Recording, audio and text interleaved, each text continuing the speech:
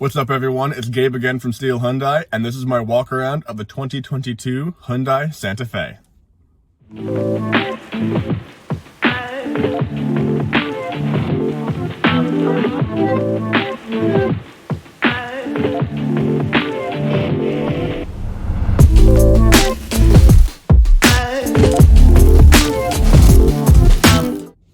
2022 was the first year of the current generation of the new Santa Fe, so anything you see in this video from the 2022 model will be the same as it is on the 2023 and further models until the next generation comes out.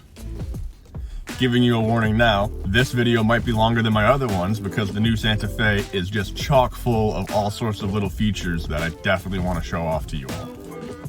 Starting as usual from the driver's seat, I can tell you right now that Hyundai has put a lot of effort into making the new Santa Fe a nice place to be. A lot of attention to detail has been paid to the little things.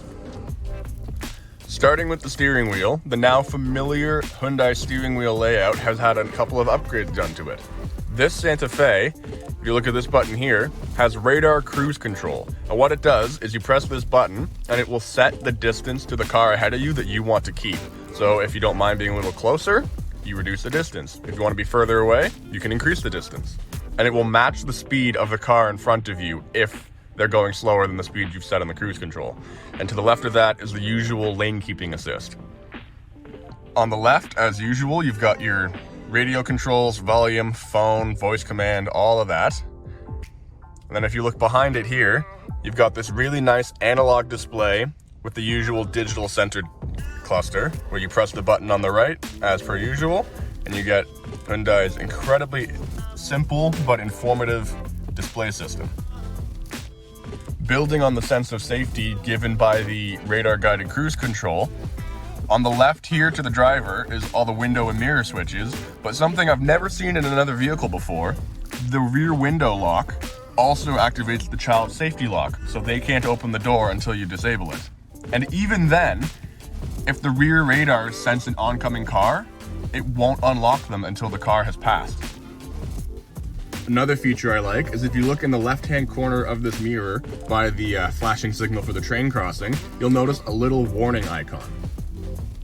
That icon is part of a very clever safety system. This is found in a lot of Hyundais now, and what it is as with most cars, there are parking sensors in the rear of the car so that when you're in reverse, it will let you know if there's a car behind you. But it also has sensors facing either way.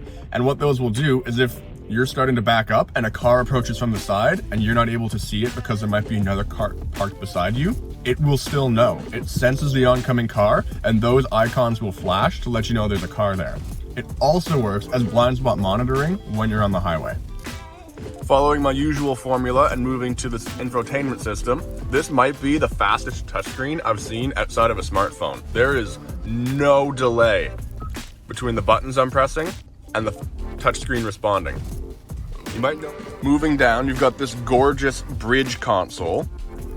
You've got your automatic transmission here as a button, so it takes up less space. This beautiful pattern and the shroud here, and then all these nice physical buttons and these gorgeous little toggles for the temperature, for the climate control. And then you move down here. I'll get to this in a bit. I've already talked about it before, but it's extra prevalent here. But one of the nicest things about this, heated seats for the front, as per usual, but heated steering wheel. And as I've said before, Hyundai heated steering wheels heat the entire steering wheel, top to bottom, left to right. Working back from the terrain response computer and the electronic transmission, you've got a little storage area here that gets covered up, gives you an option for a second cup holder along with a USB charger and info, because this car does have Android Auto and Apple CarPlay. Just plug your cord in there, plug the other end of the cord into your phone, and Bob's your uncle. Then you've got a little slot right here, which is the perfect size for said phone. One of the many benefits to that bridge style console is extra space underneath. So as you can see, you got a 12-volt charger there and another charger on the other side, as well as the charger on top. And you've got this mat here, which can be taken off for easy cleaning. As per usual, this car does come equipped with a rear view camera for when you're in reverse. But one thing I like about it is when you press this button here, you can actually turn on that camera without having to be in reverse, which will let you know before you're ready to move if you are ready to move. Now, this feature here is the terrain and drive computer for the Hyundai H-Track system. So H-Track is Hyundai's all-wheel drive, but this takes it a step further. So I'm going to start actually with this button here. This is your braking descent assist. So what this does is it will help control the braking pressure given to the tires at all four corners so you don't lock up and slip depending on which terrain you've selected. So right now, the drive button is highlighted and you can switch between comfort, sport, and smart, like most other Hyundai models. But unlike most other Hyundai models, you then press terrain and you can cycle between snow, mud, and sand. And what those different buttons do is they control braking pressure, throttle response, gear change timing, all sorts of different things to give you the best control possible while in those specific types of difficult terrain. A display on the dash pops up when you cycle through them. So right now I'm in mud, which turns on the downhill brake control. But if I switch to snow, it turns it off because that's what that specific type of environment requires.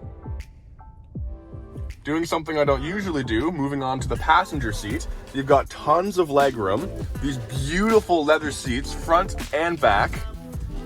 And just look at the stitching on the door card. This is the speaker, but it's made to look like high-end fabric you would find in a luxury car. I love that little attention to detail. And then working our way up, you can see the same trim material as found on the climate cluster works its way from the door all the way around the dash to the infotainment system and continues around to the driver's side as well. A really cool feature of the rear seats of this Hyundai Santa Fe is the kneeling folding seat. When you fold it, the top doesn't just move, but the bottom goes down as well, giving you a flat floor space rather than just a slightly longer one. Sitting in the middle of the back seat, you can see two more USB chargers down at the bottom for your rear passengers, along with the same gorgeous door panel, and as an added feature for families on car trips, sunshades, along with loads of legroom. Like I said in the Tucson video, there is more than enough space in the back of this car for fully grown adults, let alone a family of children. Doing something I don't usually do and working my way to the back, you can see here that I've removed the flooring of the trunk, and you can see these segregated trays here to allow extra sorted storage. Another cool feature is if you need to put the seats down, you don't actually have to go to the seat. You can just press these buttons and they automatically push themselves off of their latches, letting you just shove them forward without having to mess with them. And another nice feature, 12-volt socket in the back as well. Working our way outside, you can see that the new styling of the Santa Fe is, no other word for it, handsome. At the front, you've got this nice big cascading grille with the headlights integrated either side into it, similar to the styling you find on other Hyundai vehicles, with the daytime running lights resting on top of them. And it looks just as good from all other angles. This looks like a capable off-roader and a comfy daily driver all at the same time. A brilliant crossroads. After driving the new Santa Fe around for a little bit, I'm impressed with how easy it is. This is a really nice place to be. Brilliant visibility all around. The steering, light, easy, and direct. The transmission, that fantastic 8-speed dual clutch transmission, seamless.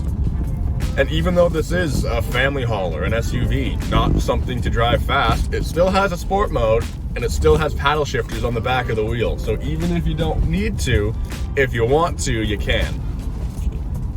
And I can tell you right now, on a really cold day like today, that fully heated steering wheel is awesome. No matter where I put my hands as I'm going around corners, they're warm. This particular Santa Fe that I'm driving comes equipped with A, I've already mentioned Hyundai's amazing H-Track all-wheel drive, but B, it also comes with a 2.5-liter turbocharged engine, giving it more than enough power to haul a trailer if you're going camping, but still giving you great gas mileage for when you're not hauling a trailer, for most of your daily driving.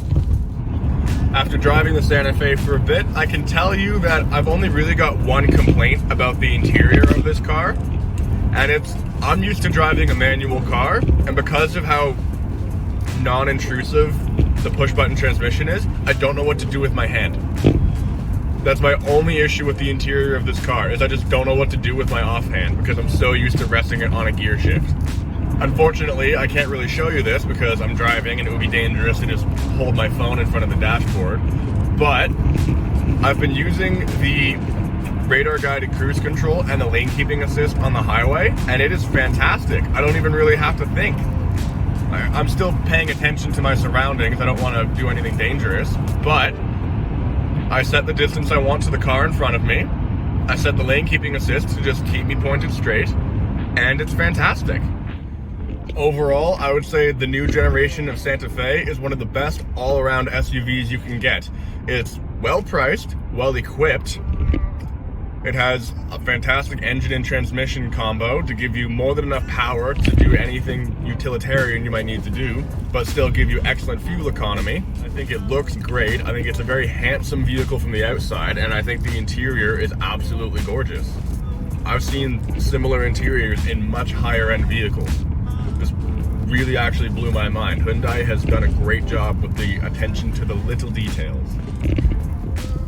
As an all-rounder, the new Santa Fe really hits its mark. It can do everything you need it to do. It's a comfortable family hauler that's well equipped, handsomely appointed, more than enough space on the inside, plenty of bells and whistles, very capable off-roader with that terrain system, very good on fuel with that turbocharged engine and 8-speed dual clutch, but it's still got more than enough power and torque to haul a camper. This really is, as far as all-rounders go, definitely up there. Well guys, that has been my walk around of the 2022 Hyundai Santa Fe. I hope you enjoyed it and you learned something. Come see the dealership to take it for a test drive. I'll see you next time.